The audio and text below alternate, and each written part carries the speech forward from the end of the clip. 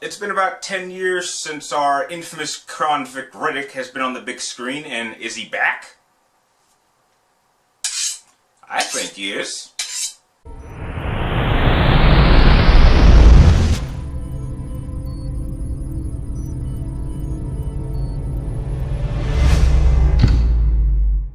Hello guys, Brian here at 3TR, and here's my review of simply Riddick. Now, this movie once again brings back Vin Diesel playing his infamous role as the infamous galactic convict known as Richard B. Riddick. And in a whole, this movie kind of serves as a simply going back to basics in terms of the Riddick mythology of going back to the pitch black style of movie telling.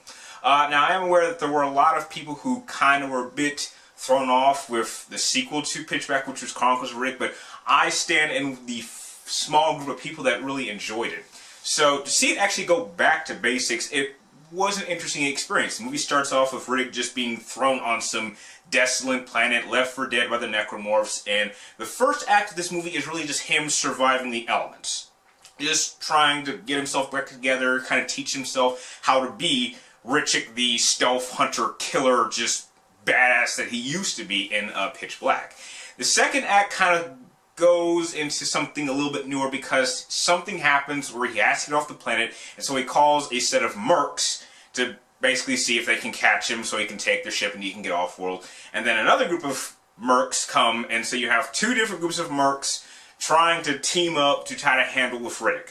And eventually, as you see in the trailers, they do eventually get him, but now this infamous threat that Riddick was afraid of and needed to get off-world has presented itself. And then you get to the third act, and I think the third act is really where you get most of the Pitch Black feeling, because now he has to team up with this team of mercs in order to retrieve something to get off-world so they can survive. Now, I can say this. I really enjoyed Riddick. It really was everything I was expecting, and it certainly did reach my expectations about it. But I could say that the movie's greatest strength in a whole was really, for me, its greatest weakness. The strength is that it is going straight back to basics, as I've said before, and it's really just focusing on Riddick just trying to be a badass, really going Wolverine, Batman, Arkham Asylum, stealth killing, really showing just how he has this boogeyman-like presence with these mercs. And there's some really great dialogue between the mercs where they're talking about Riddick, saying, oh, Riddick is just one guy, but you know, it's how they say it. It's like he's this presence where you never know where he's going to come from, and he could just ghost your ass out of nowhere. And then when you get to the third act, it just starts to feel like they're taking just too many elements. It's a lack of originality. It's like everything up to that point is original, except the third act. Now, it's not to say that that's bad, because I do think the CGI on the creature effects is really quite good, especially the main threat, which are these kind of like, I don't know, like lizard, reptilian types with like a serpent tail that has a hooks that has where its eyes are. Those designs was completely unique, and I could easily say that was a much more intimidating creature than what we got in the original Pitch Black movie, especially when you see them in large numbers. So that was a good thing. Another thing that was a good thing is now that we're back to an R-rated rating, we now get to see all the blood, all the gore. We get to really see Riddick just kill people in some of the most inventive ways, which the kills really are some of the best moments of this entire film.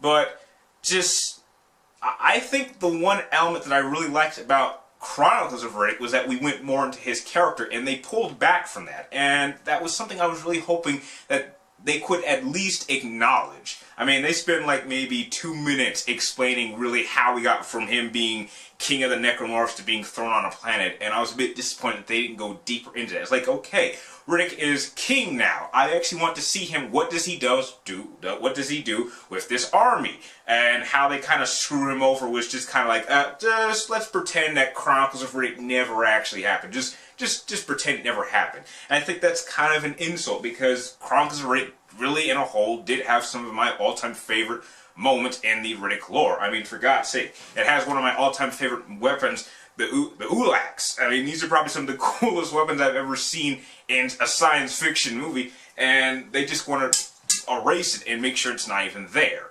So in conclusion, I would say that Riddick is a great film, but I would only recommend this to anyone who is a hardcore fan of the Riddick franchise as I am. But if you're not really a big Riddick fan, then I don't think you're going to enjoy this as much as me and maybe the Riddick fan base, which is why I'm going to give Riddick a B+.